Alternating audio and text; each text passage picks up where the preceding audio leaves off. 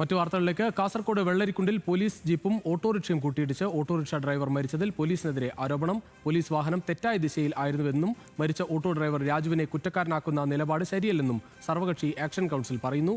രാജുവിന്റെ കുടുംബത്തിന് 25 ലക്ഷം രൂപ നഷ്ടപരിഹാരം നൽകണമെന്നും ആവശ്യം. രതീഷ് വാസ്തവൻ ശരിക്കാണ് കൂടുതൽ വിവരങ്ങളുമായി. രതീഷ്, ഈ ദൃശ്യങ്ങൾ പുറത്തു വന്നിട്ടുണ്ടായിരുന്നോ? എന്താണ് ഇത് സംബന്ധിച്ച് ആക്ഷൻ കൗൺസിലിന്റെ ആരോപണം? ഇത് സംബന്ധിച്ച് ഈ വാഹനാപകടം സംബന്ധിച്ചുള്ള ദൃശ്യങ്ങളൊന്നും ലഭിച്ചിട്ടില്ല. കാരണം ആ ഭാഗത്ത് CCTV ദൃശ്യങ്ങൾ ഒന്നും ഇല്ല എന്നാണ് പരിശോധനയിൽ വ്യക്തമായത്. എന്തായാലും പ്രാഥമികമായി പറയുന്നത് പോലീസ് ജീപ്പ് അമിത വേഗതയിൽ വന്ന് ഓട്ടോയിൽ ഇടിച്ചു എന്നാണ് നാട്ടുകാർ ഉൾപ്പെടെ പറയുന്നത്. എന്നാൽ ഇതിനും ദൃക്സാക്ഷികളില്ല.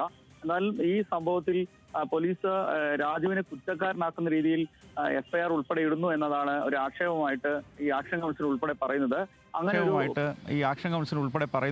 അങ്ങനെ ഒരു പരാതിയും മറ്റും വന്നു കഴിഞ്ഞാൽ തന്നെ ഈ ഇൻഷുറൻസ് തുകയടക്കം ഈ രാജുവിൻ്റെ നിർധനായ കുടുംബത്തിന് ലഭിക്കില്ല. വലിയ പ്രയാസത്തിലാവും. കുടുംബത്തിൻ്റെ ഏക വരുമാനമായിരുന്നു രാജു. അതുകൊണ്ട് തന്നെ പോലീസിൻ്റെ ഭാഗത്തുനിന്ന് അങ്ങനെയുള്ള നടപടികൾ ഉണ്ടാവുന്നത് ശരിയല്ല. മാത്രവുമല്ല, പോലീസ് വകുപ്പ് ഈ രാജുവിന് 25 ലക്ഷം രൂപ നഷ്ടപരിഹാരം നൽകണം തുടങ്ങിയ ആവശ്യങ്ങളാണ് സർവകക്ഷി ആക്ഷൻ കമ്മിറ്റിയിൽ ഈ ഘട്ടത്തിൽ അവിടെ ഉന്നയിച്ചിട്ടുള്ളത്. എന്തായാലും DIGക്കും അതുപോലെ SP-ക്കും മുഖ്യമന്ത്രിക്കും ഉൾപ്പെടെ പരാതി നൽകാനുള്ള തീരുമാനത്തിലാണ് ആക്ഷൻ കൗൺസിൽ അംഗങ്ങളുള്ളത്. എന്തായാലും പോലീസിന്റെ ഭാഗത്തുനിന്ന് രാജുവിനെ കുറ്റപ്പെടുത്തിക്കൊണ്ടുള്ള നിലപാടുണ്ട് എന്നാണ് വ്യാപകമായി ആക്ഷൻ കൗൺസിലും നാട്ടുകാരും ഉൾപ്പെടെ പറയുന്നത്. ആ സാഹചര്യത്തിലാണ് കൗൺസിലിന്റെ സംയുക്ത ആക്ഷൻ കൗൺസിലിന്റെ ഇത്തരത്തിലുള്ള ആവശ്യം ഉയർന്നിരിക്കുന്നത്.